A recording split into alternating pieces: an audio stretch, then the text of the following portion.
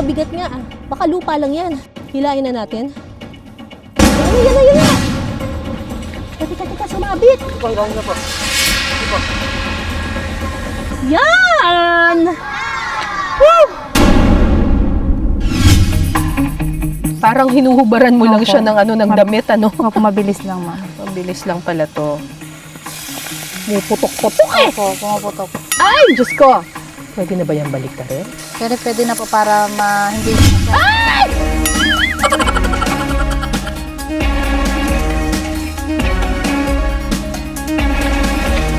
Okay, pwedeng pulutan. Pwedeng pulutan. Ngayong gabi sa Pinasarap, titikman natin ang mga kakaibang pulutan. Ang pangunahing sangkap, libreng makukuha sa mga palayan. Yun! Kukuveran sila ng putik. Tapos, ay, ang dami in fairness. Kalat-kalat sila, no? Makikibanding din sa atin ngayong gabi ang kapuso actress and host na si Shaira Diaz. Talaga? Opo, ma'am. Anong klaseng multo? Diyos ko, na-stuck na ako dito. Oh my goodness, mahirap pala to, no? Uy, matutulis yung...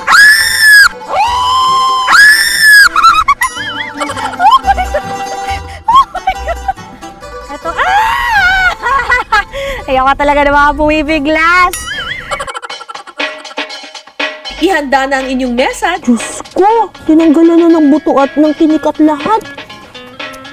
Parang buhay pa. Opo, ma'am. Dahil masasarap at kakaibang pulutan ang aming sorpresa. Ayon sa survey ng World Health Organization noong 2017, pasok ang Pilipinas sa top 10 heaviest drinker in Asia. Pero di raw kumpleto ang inuman kung walang pulutan. Ang probinsya ng Bulacan kilala sa kanilang espesyal na chicharon na masarap ipare sa mga inumin. Pero bukod dito, may ipinagmamalaki rin daw silang pulutan na galing sa malalawak nilang palayan. Kailangan lang daw ng tiyaga sa pangunguha. Malaking bahagi ng Balagtas, Bulacan ay agricultural land. Siyempre, maraming mga magsasaka dito at isa sa mga itinuturing nilang peste ay yung mga igat or eel. Kasi, siyempre, nagsiswimming-swimming yun doon sa palayan, di ba? Tapos binubutas niya yung mga pilapil. Tapos, ayun, siyempre, yung mga patubig, sayang. Tapos minsan kapag bagong tanim ng palay, yun, magsiswimming-swimming sila doon sa mga palayan, mamamatay yung mga palay. Di ba? Tama ba, Daniel? Opo. Peste ba talaga yung mga igat dito? Oo, opo. Ano ginagawa mo? Ang namiminit po. Namimingwit? So maghahanap ngayon tayo ng mga butas-butas doon sa may gilid ng pilapil. Opo, ma'am. Hihintayin natin na kumagat yung igat. Mga gano'ng katagal yan bago kakagatan yan? Mga isang oras? 15 minutes. 15 minutes? Okay. Gumagamit sila ng pamingwit na tinatawag nilang sima. Lalagyan ito ng bulate na magiging pain sa igat. Pusa na po siyang atake nyo lang po. Ayun! Ganyan po siya. Ayan. Ganyan po siya. Tapos pagka naano nyo po siya, madulas po siya. Kaya, paano natin yan na anuhin? Yun po, ilalagyan natin sa lalagyan na nahuli natin kanina. Itinuturing na peste ng mga magsasaka ang yellow rice eel o mga igat. Pero ang igat na peste noon, may dala na rin daw swerte ngayon. Minsan po pag wala kaming pangkain, nangiigat po kami. Binibenta po namin sa bentaan ng 1 kilo ay 60. Minsan po, nakatay namin pang ulam, pang pulutan, pwede rin po. Pambuhay na rin po ng pamilya, pang araw-araw. Nakakalusot din po kami kada araw kapag nangiigat po kami. Kuya, sabihin mo pag may kumakagat dyan Makalipas ang ilang minutong paghihintay, Ayan. Meron ba talaga? Patingin nga. Parang mabigat nga Baka lupa lang yan. Hilain na natin. Yan na! Teka, sumabit. Hindi po, ang gawin na po. Hindi po. Yan! Woo! Ang hirap. syempre ang nahuli naming igat, diretso na sa kusina.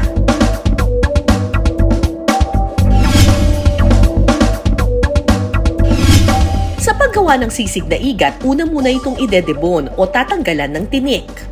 At hindi po kami gagamit ng kutsilyo, ang gagamitin namin ay gunting. O, Ate Jennifer, paano gagawin? Po, start po natin dito sa dulo. Kakat lang natin po sa Isang dulo, ganyan, po. ganyan lang? Opo, ma'am, ganyan po. Hanggang sa matapos, ma'am. Ah, Mahirap linisin, ma'am, pero masarap naman pong kainin. ano ba lasa ng igat? Malinam lang po ang lasa, ma'am. Mas masarap po to sa pork belly. Oh, talaga? Ayan! Tapos na po. Tanggal na ang, anong tawag dito? Igat po, dibon. Buto, tinik po, tinik. Tinik. Opo, sa gitna. Tinik. Ang haba, ano? Opo. O, tapos, ito na ngayon yung ating na-fillet na igat, ma'am. na igat. Ano nang gagawin natin Ngayon, ngayon? ma'am, puputulin na lang po natin ng gunting ng ganto kahaba. Ganito. Sunod nitong hihiwain at imamarinate sa asin at kalamansi para mawala ang lansa. Parang pumipintig pa siya, no? Opo, ma'am. Grabe. Bakit gano'n? Ay, ayan, oh, gumagalaw, oh. Normal po yan sa isda, ma'am. Ha? Normal po sa isda. Diyos ko. Sakalain mo. Nilagyan na ng, ng asin at saka ng, ng kalamansi, pero pumipintig-pintig pa. Yun po, ma'am. Why ba? Ala, ayun pa, oh. Never say die itong igat na to, ha?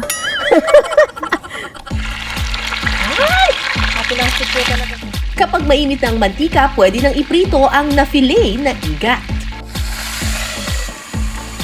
Gaano katagal ipiprito yan? Hanggang sa mag-golden brown po yung kabila, babalik ka rin po din natin. Ah, para ka palang nagluluto na lechon kawali dito. Opo, ma'am. Hindi siya masyadong tumansik.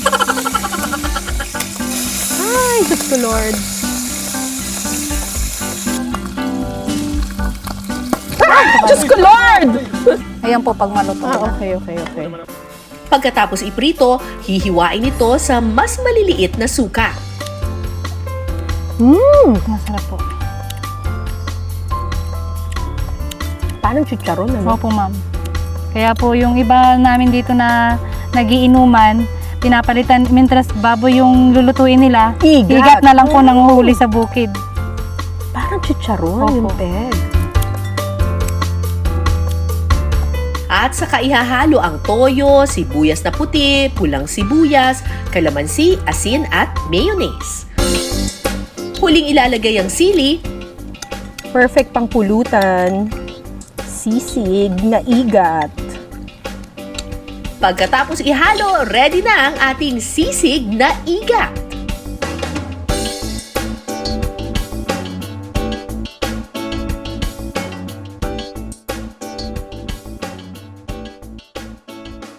Tikman natin.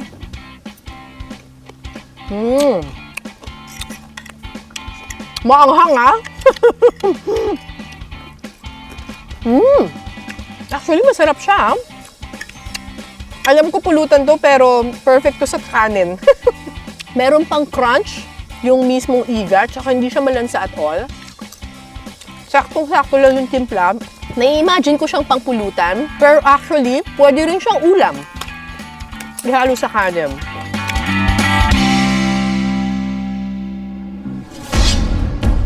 Isa pa sa mga itinuturing na peste ng mga magsasaka ay ang mga suso. Namamahay raw kasi ang mga ito sa bagong tanim na palay na nagiging sanhi ng pagkasira ng binhi. Kasi kadalasan kapag dumadami, dahil sa dami, sa lawak na nandun sila sa ibaba, kumakapit na sila doon sa, sa pinaka-trunk o sa pinaka-puno ng palay. Kaya naman unti-unti nilang kinakain ito. Pero ang mga pesteng suso, naging biyaya. Naisipan kasi nila itong ibenta at iluto at gawing perfect na pulutan. Perfect din kaya ito para sa panlasa ng ating celebrity guest na perfect ang unang hirit tuwing umaga? Ang ating morning sunshine, Shaira Diaz. O Shaira, ready ka na bang lumubog sa palayan? Mga kapuso! Kamusta po kayo? Nako, eto, nandito po ako ngayon sa isang palayan dito sa Balagtas, Bulacan para manguha ng mga suso na talaga namang sikat daw dito at ginagawa daw itong pulutan. Ate Luisa, so eto sila, yung mga suso na to. Anong tawag sa ganitong klaseng suso? Pahaba Pilipit siya. po na suso. Pilipit. Kaya siya pilipit kasi Pahaba. pahaba. Okay. Kasi yung mga susong nakikita natin sa sa bahay natin, yung mga malalaki, di ba? Opo. So, ito ganyan sila. Tapos, kinakain nyo to? Opo, pwede rin pong tinda. Paninda. Ah, okay. Talaga? Opo, ma'am. Anong klaseng luto ba? Diyos ko, na-stuck na ako dito. Oh my goodness, mahirap pala to, no? Talagang Putik. yung paa mo, lulubog ka. Ito.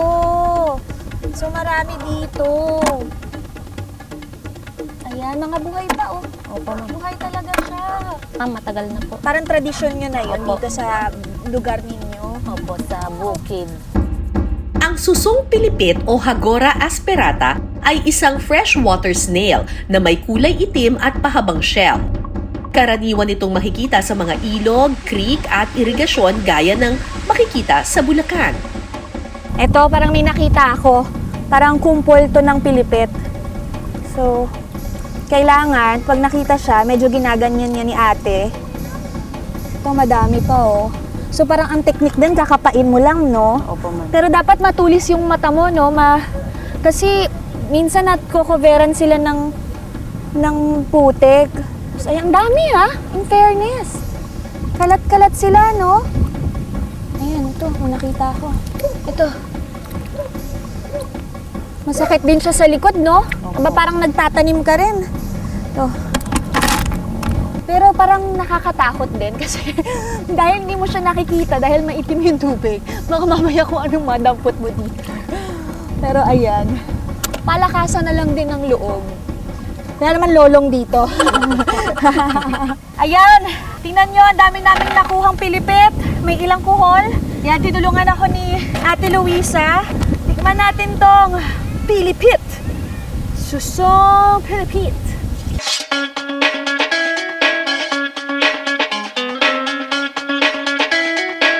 Ayan, fresh na fresh. Buhay na buhay sila.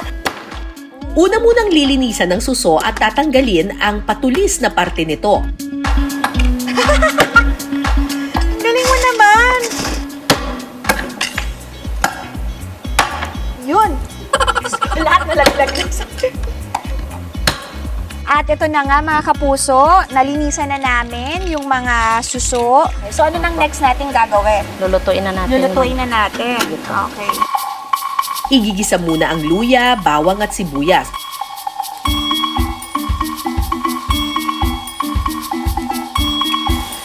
Kunyari, marunong magluto. Uy, pero kaya ko naman. Hindi ko lang kaya yung mga sabaw. Ayan. Pa-brownish muna natin siya. Sana matikman to ni Ma'am Cara, no? Ma'am Cara, gagalingan ko po. Para po sa inyo itong lulutuin namin. Ginataang pilipit. Kapag nag-brown na ang bawang, pwede nang ihalo ang kalabasa. Sunod namang ilalagay ang gata. Tayin po natin hanggang kumulo. Hanggang kumulo daw para din lumambot yung ating kalabasa, no? Opo, ma'am. Okay. Tayo natin kumulo yan.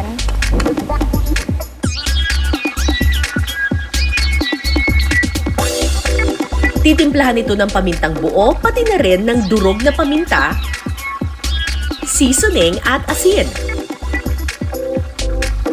Ilalagay na rin ang tanglad na magtatanggal ng lansa sa suso.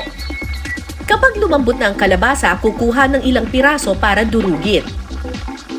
At saka ilalagay ang nalinis na susong pilipit. Sunod na ilalagay ang kakang gata o ang unang pigang gata at malunggay.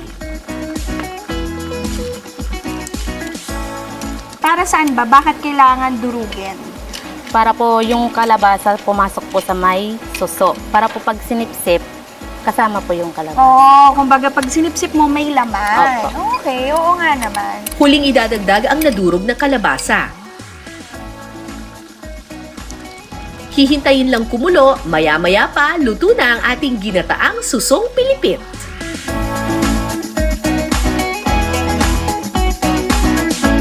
Wow! Susong bilibet! Ate! Ang bango-bango niya! I'm so proud! Tingnan nyo! Inuman na! Let's go!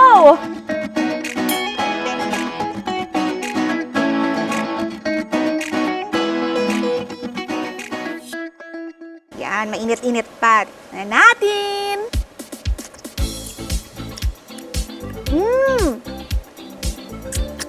May naano na ako pero... Wait lang. Nakakabitin ha. Pero ang sarap. Oh my gosh. Ang sarap. Wow. Sobrang malasa siya.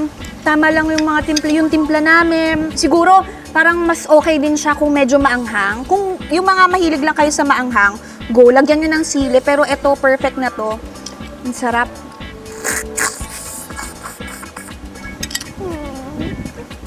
Nagutom kayo.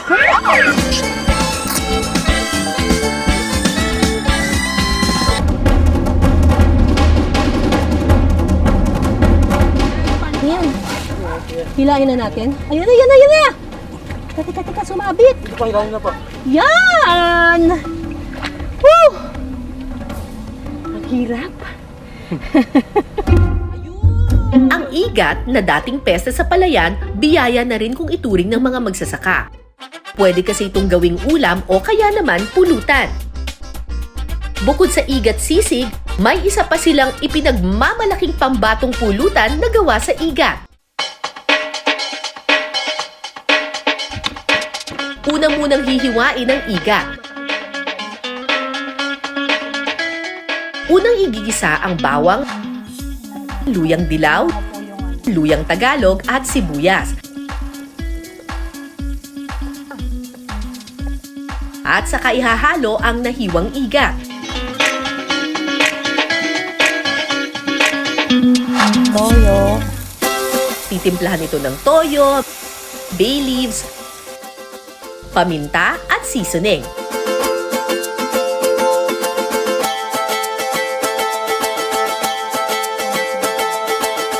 Kapag kumulo at lumambot na ang igat, pwede nang ilagay ang kakanggata. Tapos na po ang ating ginatakang igat. Ito ma'am, titignan natin luto na. Pagkatapos ng ilang minuto, luto na ang ating ginataang igat. Okay, tikman na natin itong ginataang igat na may luyang dilaw. Actually, pampulutan daw to pero ako, pag may gata, laging may kanin. Wow, sarap!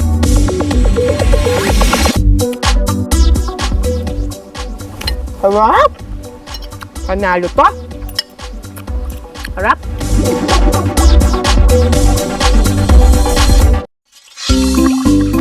Sinasabing ang konsepto ng kombinasyon ng alak at pulutan ay dinala sa atin ng mga dayuhan.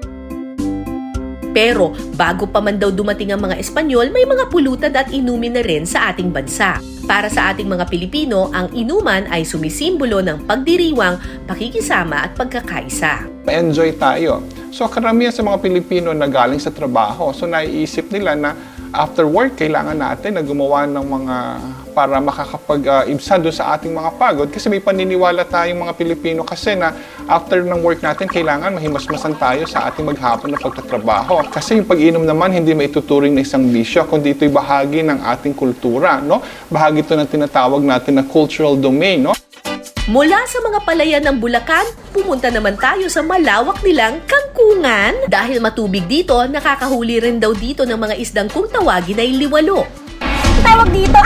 Medyo challenging nga lang ang pangunguha nito. O Shaira, ready ka na ba? Kayang-kaya mo yan.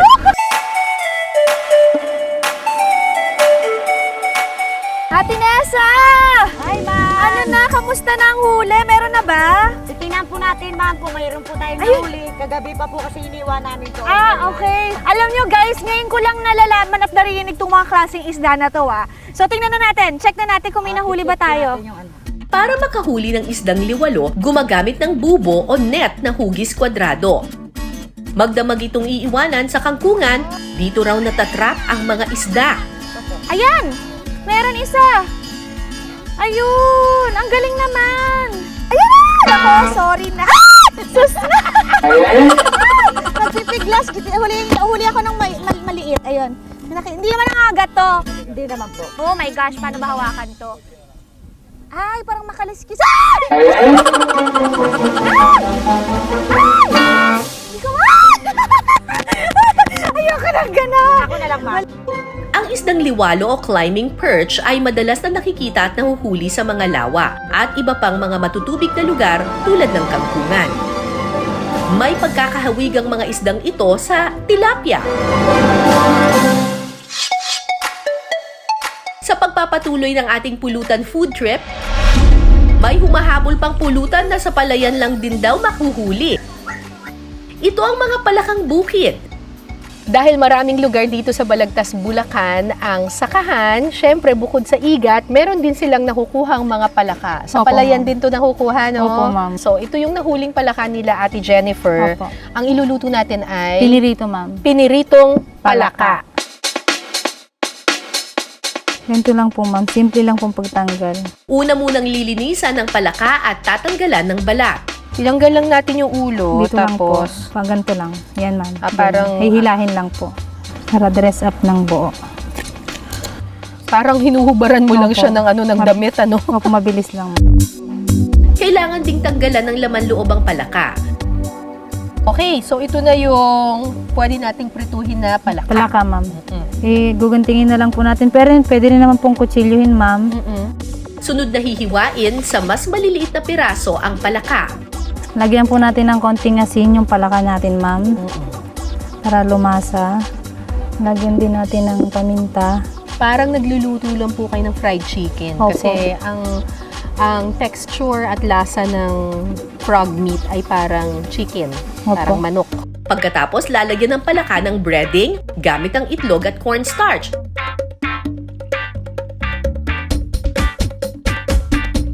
Pwede na itong iprito.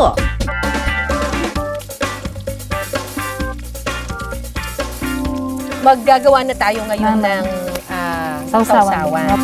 Paghahalu-haluin ng suka, asukal, pamintang durog, at sibuyas. Pwede rin namang ketchup, ano? Pwede rin po. Halu-haluin lang po natin. May sausawan na po tayo. Instant sausawan. Kapag golden brown na ang palaka, pwede na itong hanguin. Piniritong palaka! Kain na!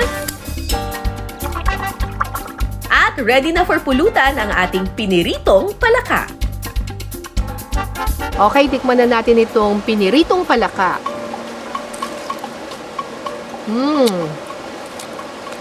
Actually, kapag hindi mo sinabing palaka to, isipin mo, fried chicken kinakain mo eh. Lasang manok. At crunchy pa.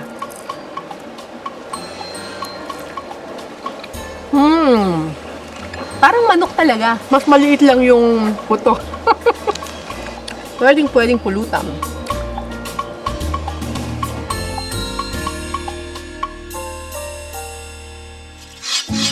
Sa mga probinsya na may malawak na sakahan, nakasanayan ng kainin ang mga palakang bukid.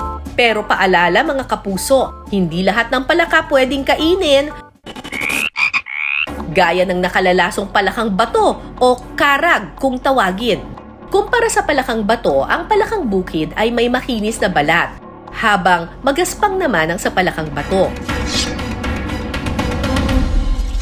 Ayun po, may dalawa po. Ilan kaya ang nahuling isdang liwalo ni na Shaira? Ayun na! Nako, sorry na. Sus na! Nagpipiglas. Huli ako ng maliit. Ayun. Hindi naman nangagat to. Oh my gosh, paano ba hawakan to? Ay, parang makaliskis. Ay! Ay! Ikaw, ayoko na gano'n. Ako na lang, ma'am. Oh my God! Sige, ate. Para makuha ang isdang ito, kailangang kuhain ito sa loob ng bubo. Pero ito, meron kaming isa, dalawang, tatlong, apat na liwalo, lima. Lutuin na natin to. Halika na. Simulan na natin ang pagluluto ng sinampalukang liwalo. Sa kawali, pagsasama-samahin lang ang mga sangkap. Unang ilalagay ang sampalok at saka isusunod ng isda. Kaya ba siya liwalo? Kasi 8 din to. 8 din yung ating isda dito. Sunod na ilalagay ang luya at sibuyas. Lalagyan din ng pampalasang asin, seasoning, pamintang buo, at pamintang durog. Huling ilalagay ang tubig at ang natirang sampalok. Pakuluin ito sa loob ng 15 minuto. Ayan na, kumukulo na siya. Ngayon, kailangan natin maghango ng 3 sampalok kasi dudurugin daw yung sampalok na to para mas umasim at sumiksik, no? Yung lasa, yung asim. Parang mas manuot lalo. Ayun. Okay, ayan. Pampaasim.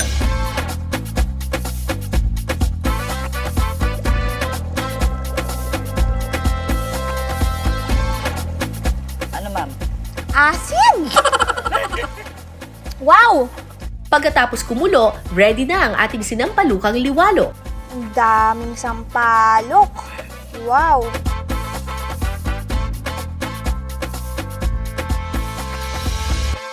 Tikman na natin.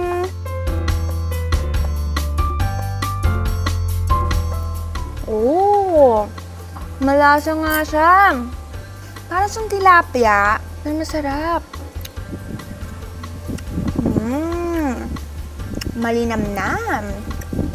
Kain po tayo mga kapuso. Ang sarap! Hanggang sa susunod nating kwentuhan at salo-salo, Yan! ako po si Cara David. Ito ang Pinasarap.